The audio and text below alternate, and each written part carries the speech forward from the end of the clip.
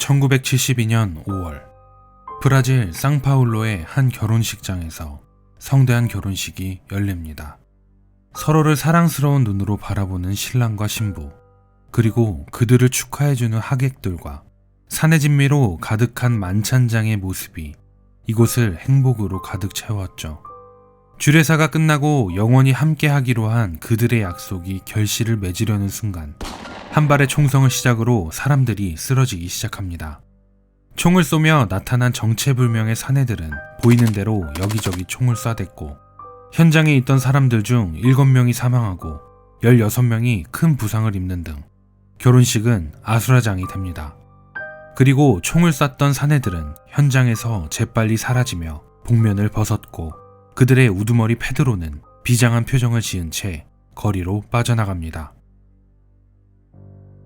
결혼식장에서 사건이 발생하기 2달 전, 페드로는 지역에서 유명한 갱단의 조직원이었습니다. 어릴 적부터 각종 범죄가 능숙했던 그는 조직에 꼭 필요한 존재였고 두목과 조직원들에게 신뢰받았죠. 하지만 그의 삶은 약혼녀 마리아를 만나게 되면서 완전히 변하게 됩니다.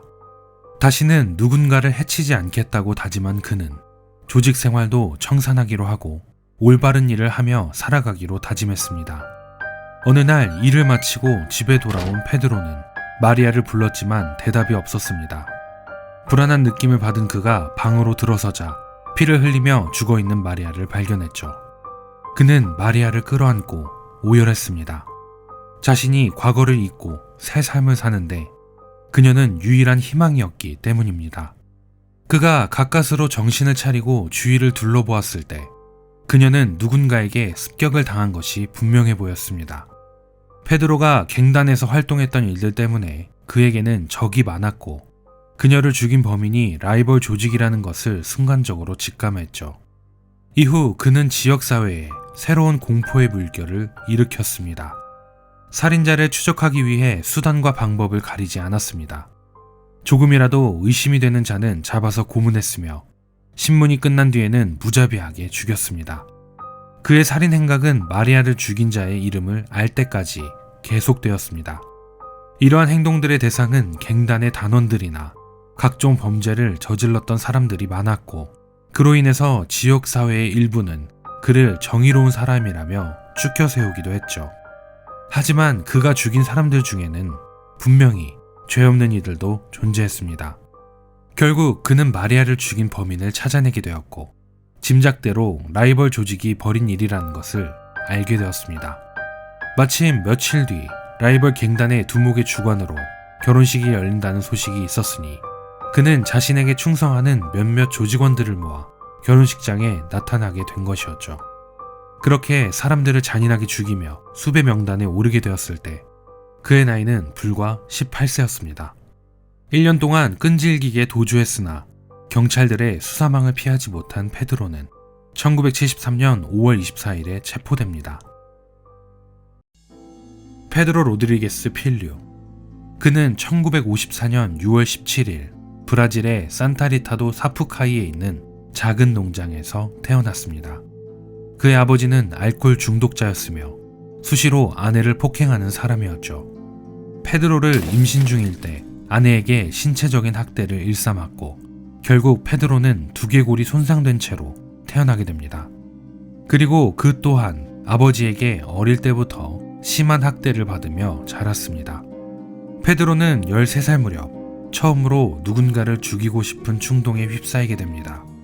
그는 사촌과의 작은 말다툼을 시작으로 격분하여 사촌을 사탕수수 앞찾기에 밀어넣어 살해하려 했으나 실패했죠. 그 후 살해에 대한 강한 충동을 가지게 된 페드로는 14살 때부터 연쇄살인을 시작했습니다. 그의 아버지는 자신의 인성만큼이나 손버릇이 좋지 않았는데 경비원으로 일하던 고등학교 주방에서 음식과 식자재를 훔친 혐의로 직장에서 해고되었죠. 이를 듣게 된 페드로는 복수심에 불타며 암시장에서 산탄총을 구해 아버지를 해고한 알페나스 부시장을 찾아가 살해했습니다. 그들을 죽인 후 경찰들을 피해 상파울로의 지역 빈민가로 피신하여 생존을 위한 도둑질을 하기 시작했고 각종 물건들을 훔치며 그곳의 마약상 또한 살해했습니다. 그는 살인을 멈추지 않았고 살해 대상은 범죄자들이 많았지만 그 중에는 무고한 사람도 있었습니다. 페드로는 자신이 악인을 응징한다고 믿었으며 지역 범죄자들, 특히 조직에 속해 있지 않은 소매치기와 같은 경범죄에 해당하는 범죄자들이 공포에 떨었죠. 그 와중에 그의 범죄 인생에 종지부를 찍을 수 있었던 유일한 희망이자 약혼자인 마리아를 만나게 된 것입니다. 라이벌 갱단에게 마리아를 잃고 결혼식장에서의 살인을 저지른 후 체포되기까지 1년의 시간 동안 그의 살인은 더욱더 충동적으로 변했습니다. 자신과 가장 친한 사촌의 남자친구가 그녀를 임신시키고 결혼을 거부한다는 사실을 듣게 되자 복수를 이유로 사촌의 남자친구를 총으로 쏴 죽였으며 아버지가 어머니를 살해한 혐의로 감옥에 있다는 사실을 알아채고 직접 감옥으로 들어가 아버지를 만나 그를 22번이나 찔러 죽였습니다. 게다가 살해 후 그는 아버지의 심장을 꺼내어 먹었습니다.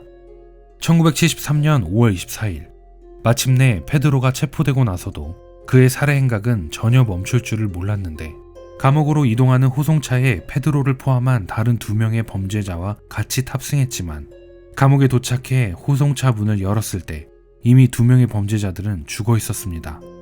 페드로는 재판에서 128년형을 선고받았으나 그는 고작 30년 뒤인 2003년에 석방될 예정이었습니다. 이는 브라질의 최대 형량이 30년이어서 가능했던 것이었죠.